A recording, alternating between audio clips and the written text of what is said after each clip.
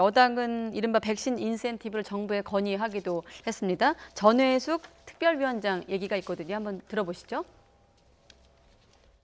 10시 이후에 출입 제한을 푸는 문제, 그리고 소상공인들과 자영업자들이 많이 피해를 보고 있기 때문에 그분들에게 우선적으로 백신을 맞게 하는 것도 건의가 됐습니다.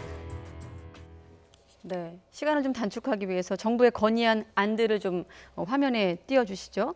일단 접종을 완료하면 밤 10시 이후에 시간을 좀 풀겠다. 이게 가장 눈에 띄지 않습니까? 그렇습니다. 네, 어떤 점이 보이세요? 네, 접종 완료자들에 한해서 밤 10시 이후에 다중이용시설 영업시간을 제한을 해제하는 방안, 그리고 자가격리 면제는 지난번부터 논의가 됐었고요. 예. 그리고 자영업자 소상공인들의 백신을 우선 접종하자, 이게 이제 새롭게 나온 내용 중에 하나입니다. 그래서 왜냐하면 자영업자 소상공인들이 아무래도 이제 영업을 해야 되잖아요.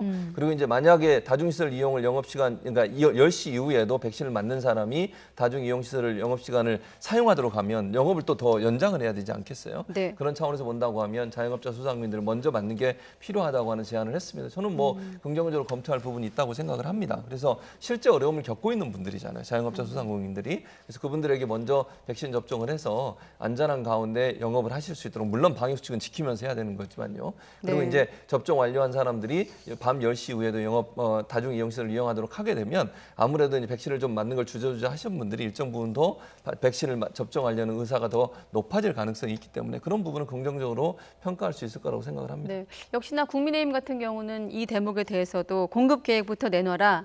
역시나 이번 정상회담에서 이제 백신 수합 후 체결이 안 돼서 물량 확보 못하지 않았냐, 이런 점을 좀 지적하고 있어요. 네, 그렇습니다. 그러니까 인센티브를 주는 건 사실상 이 물량이 확보됐는데 접종을 하겠다는 그런 예약률이라든지 또는 의사가 굉장히 낮아졌을 때 여기에 인센티브를 주게 되는 것이거든요. 그러니까 미국 같은 경우 오하이오주에서는 막 복권을 주고 그다음에 뭐 데이트 앱도 만들고 맥주를 주고 뭐 이런 인센티브를 많이 주는데, 더 중요한 건 신뢰도 문제일 것 같아요. 그러니까 정부에 대한 신뢰도가 높을수록 접종률이 높다라는 그런 데이터가 많이 나와 있거든요. 네. 그러니까 내일 당장, 아까 이번 주에 만약에 접종 계획이 있을 때 당신은 맞겠느냐라는 질문을 전 세계에 했을 때 우리나라는 지금 좀 초기보다 많이 떨어져 있는 상태예요. 한 44% 정도 되고 영국이 78%, 또 유럽의 각국이 한 50% 내외인데, 이유는 사실 조금 더, 그러니까 부작용에 대한 설명이 좀 더 필요하고, 또 네. 부작용으로 인한 어떤 사고에 대해서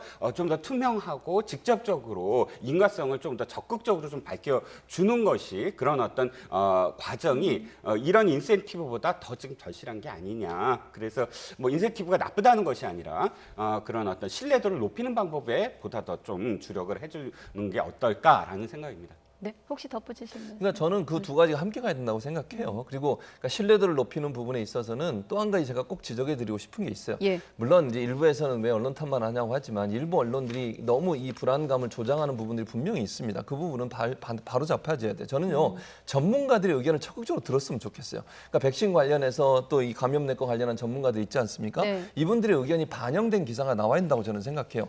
언론사 기자들도 물론 열심히 취재하시겠지만 그분들의 의견을 좀 많이 반영했으면 좋겠어요. 그러니까 안전성에 대해서 우려하는 부분에 대해서 국민들이 누구 말을 듣겠습니까? 의사들 말을 들어야 되는 거 아니겠습니까? 근데 이제 일부 언론들이 저는 너무 이걸 부작용 부분이나 아니면 백신의 어떤 위험성 부분만 강조해서 보도를 하다 보니까 이게 이제 불안감이 더 증폭되는 부분이 분명히 있습니다. 그래서 네. 저는 제가 다시 한번 제안드리지만 언론들은요, 의사들, 전문가들의 목소리를 잘 담아서 기사를 써주면 좋겠어요. 백신 관련해서는.